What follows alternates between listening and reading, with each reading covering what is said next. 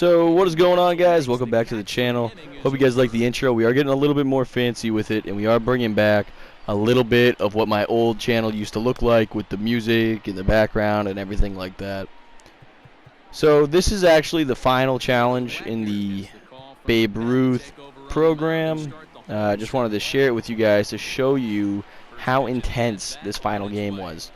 So I ended up doing exactly what I told you guys to do before, messing with Corey Clubber. Got the guy to throw 104 pitches by the 7th inning. And with this, I think it was in the 3rd inning, I actually got Tony Gwynn home.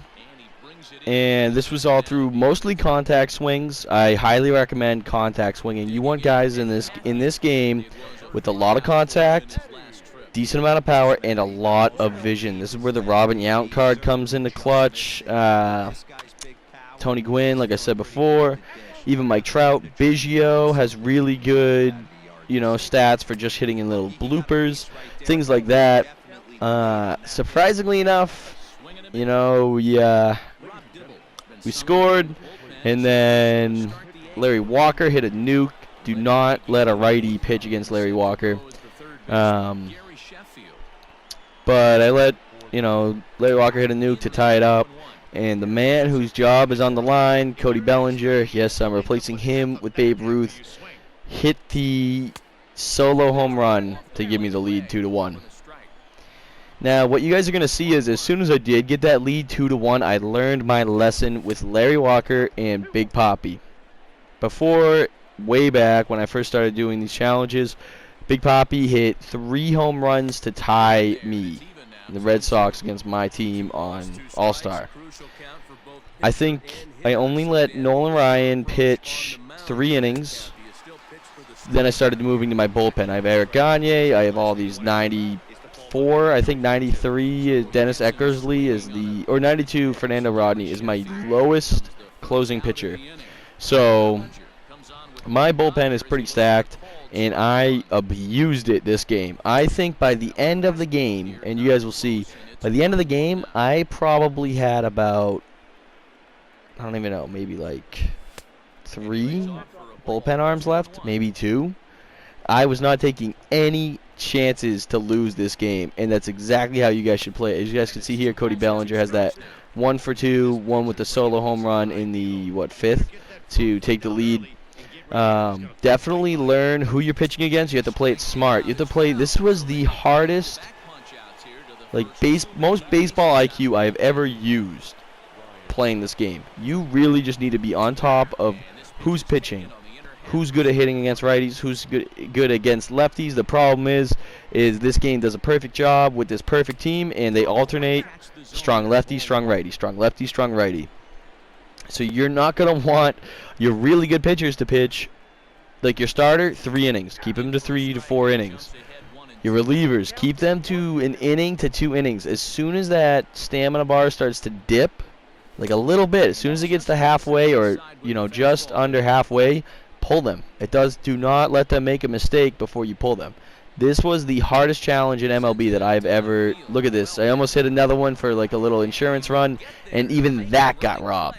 So you will not win by luck. You will not win by, playing well. You have to play amazing to get through this. As you guys can see here, I'm pulling up the statistics on the left-hand side.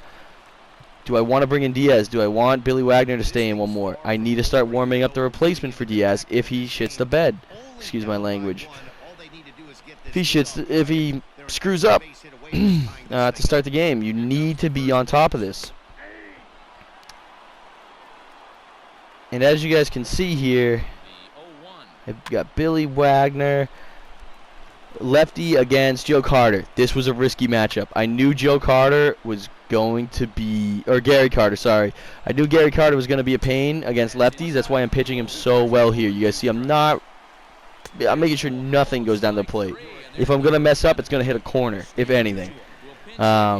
And then I see them bring in Stan Musical, and I think I look at his stats. That's what you have to do mid-game. You can do that. Look at his stats. His speed is 47. Put him at first. I already have 1 out. Put him at first. Ernie Banks, I'm saying to myself right now, this guy's going to smoke this ball. He is going to smoke this ball. He's 125 contact against lefties, and so does Mickey Mantle. You know, so then I look at Diaz. I look at his stats. I look at his K per 9. I look at his hits per 9. I look at his pitches that he has to use. What happens if I only, you know, I need to hit my marks on these pitches because I can't go to anything else other than these 3 pitches. So I need to hit my spots. These need to be strikes. I'm using the catcher. I'm using what the catcher has to tell me. This is the hardest. I cannot stress this enough. This was the hardest challenge in the past 3 years of playing MLB. So as you guys see here, Mickey Mantle again. You guys see I'm checking his stats constantly. I'm checking where to put the ball. I'm apologize for not, you know, dumping the start of the game. But this game went on for maybe an hour and 20 minutes. This was intense, guys. I took a phone call in the middle of this because I couldn't, you know, I couldn't even put them off.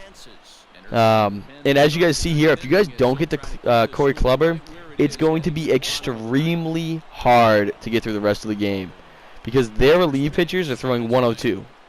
You know, that's the middle relief guy, and then they have Dylan Patansis come on. But you guys will see here, I go through, I think, 4 relief pitchers from the 7th to the 9th. So you have to play this well.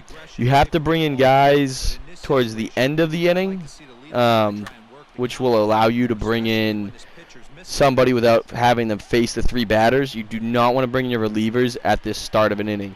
Try not to bring in, you know, switch hitters and stuff like that, or, you know, replacing your pitcher, because you want your squad to be the best squad that you can have. You want high contact, high vision. Power doesn't matter. Or at least for me, for my game plan, power did not matter. I just wanted to get guys on base consecutively that I could steal with and that I could, you know, kind of screw with the pitcher with. You also don't want to swing. As crazy as it sounds, leave your PCI dead center. Do not swing on the first 2 to 3 pitches. Wait until the first 2 pitches are done. Don't even think about swinging, because with Corey Kluber, you want that pitch count to get high early. You want him to get up to like 70. I had him at 70 pitches in the 4th. So you want to work those pitch counts. You want to really work them so that he's tired, so that he's leaving things over the plate, so that he starts to get nervous. His confidence goes down. It all has to be a well-oiled machine, guys. If you guys want to win this, yeah, look at this. I'm just swinging at junk right now. But I worked that pitch count. I had what, 5 pitches at least, 6 maybe. And it wants me to bring in a new guy.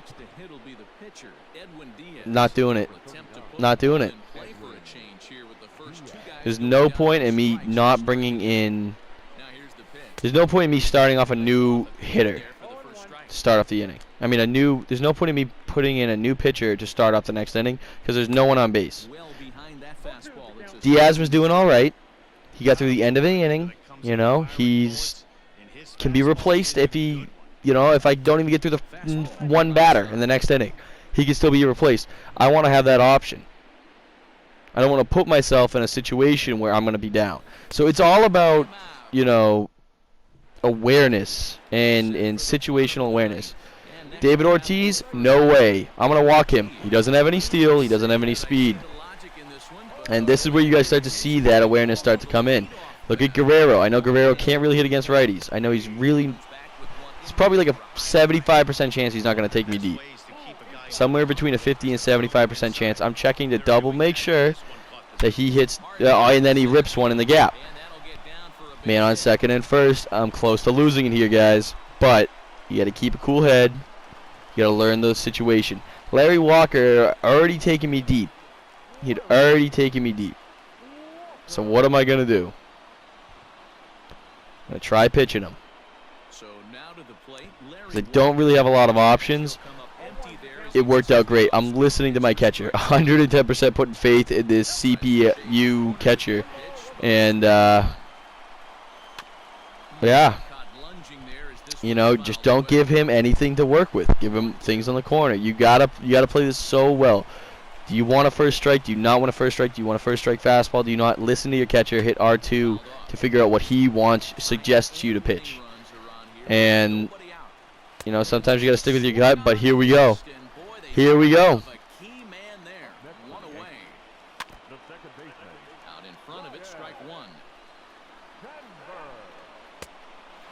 And I'm not liking this. It's 1-1. Count's even. You have to get ahead in the count.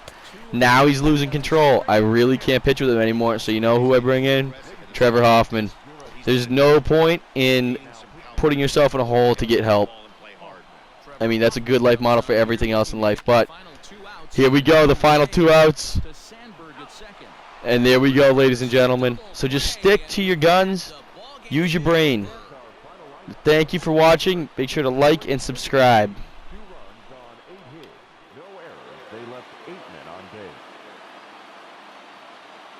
For the Yankees, 1 run, 5 hits, no errors. They left 6 men on base.